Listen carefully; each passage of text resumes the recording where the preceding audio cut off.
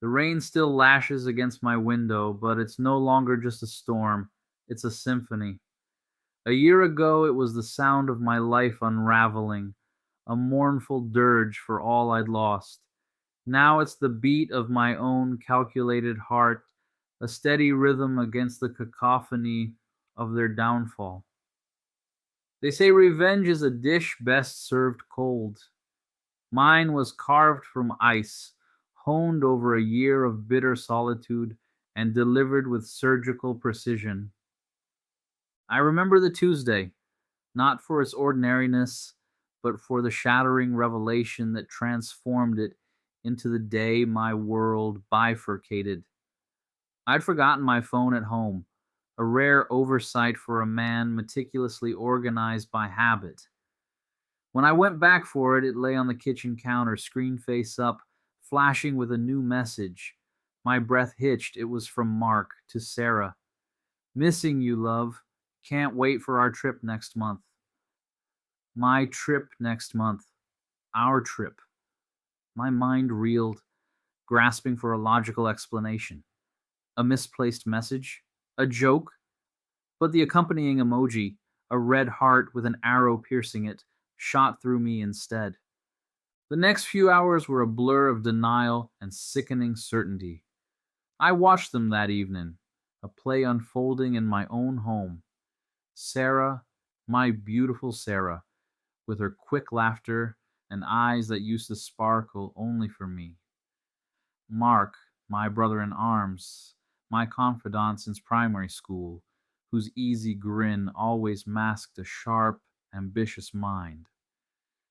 They sat across from me at the dinner table, discussing mundane details of our day, their hands brushing under the table, fleeting secret gestures I now saw with terrifying clarity. Every shared glance, every knowing smile, every inside joke I was suddenly excluded from, it all twisted into a grotesque tableau. I confronted them, of course, not with a shout, but with a quiet, lethal calm that must have unnerved them more than any rage. I laid the phone on the table. Sarah's face went white, then mottled with crimson. Mark's confident smirk evaporated, replaced by a flicker of raw panic. Their denials were immediate, frantic, a desperate attempt to stuff the genie back into the bottle.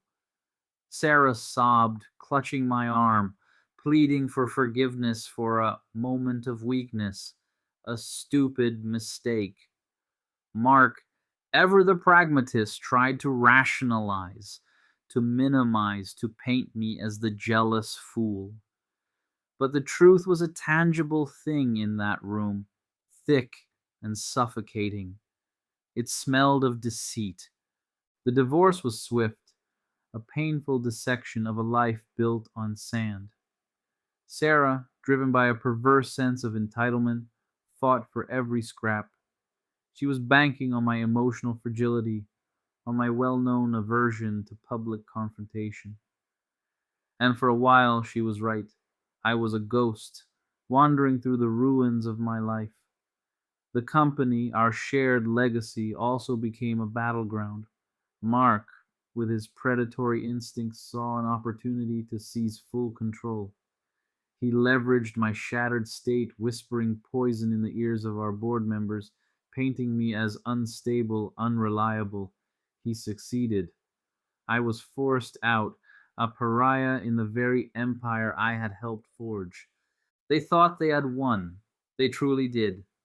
Mark riding high on his corporate coup, and Sarah reveling in her freedom and the illusion of a new beginning with him. They bought a penthouse overlooking the Bosphorus, threw lavish parties, flaunted their ill gotten gains. From my small rented apartment, I watched their ascent in the society pages, a cold, bitter knot tightening in my gut. They thought they had extinguished me, but they had only ignited a fire. My initial movements were undetectable, like microscopic fissures appearing in solid rock. I started with disinformation, not outright lies, but subtle truths twisted just enough to cast a shadow. Old acquaintances, business associates, even casual contacts, they all received anonymous emails, cryptic phone calls, or carefully placed remarks designed to plant seeds of doubt about Mark's ethical practices and Sarah's character. I highlighted past minor indiscretions, magnified their implications, and watched as the whispers began to circulate. Then came the financial strangulation. Mark's company, now solely under his command, was structurally fragile. I knew its weaknesses intimately. I began to quietly divert key suppliers, subtly influencing their contracts to favor competitors. I leaked sensitive, non damaging, but inconvenient information to industry watchdogs, triggering time consuming audits and investigations that stalled his expansion plans. I used my severance pay and what little savings I had left to invest in rival startups, helping them undercut his prices and poach his top talent. He was bleeding money, but he couldn't find the source of the hemorrhage. He blamed market fluctuations, aggressive competition, anything but me. Sarah, too, felt the slow creeping tendrils of my vengeance. Her friends, the ones who flocked to her parties, began to drift away. No grand pronouncements, no dramatic confrontations, just a gradual cooling, a polite distance. Her invitations went unanswered, her calls unreturned. I made sure their social circle subtly intersected with mine, creating opportunities for whispers to travel, for veiled warnings to be exchanged about the true nature of the new power couple. Her gilded cage began to feel very much like a prison of her own making. The gossip columns, once filled with her glamorous image, began to feature anonymous blinds about a certain social climber and her dubious past.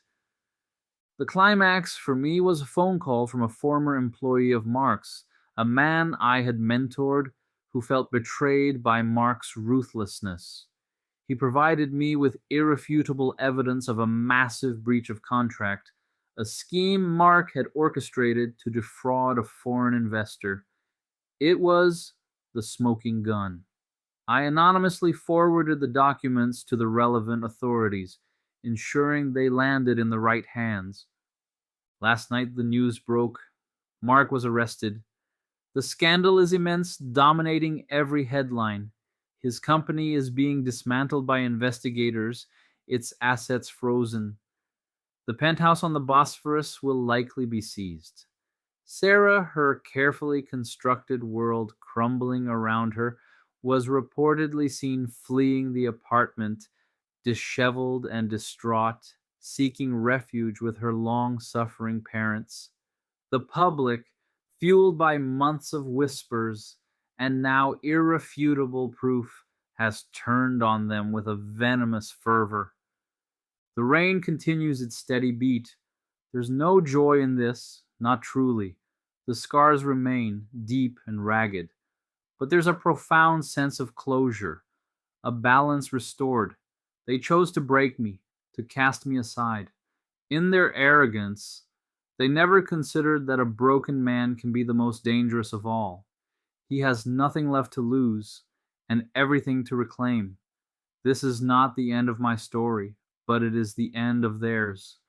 And for the first time in a very long time, the air in my lungs feels clean.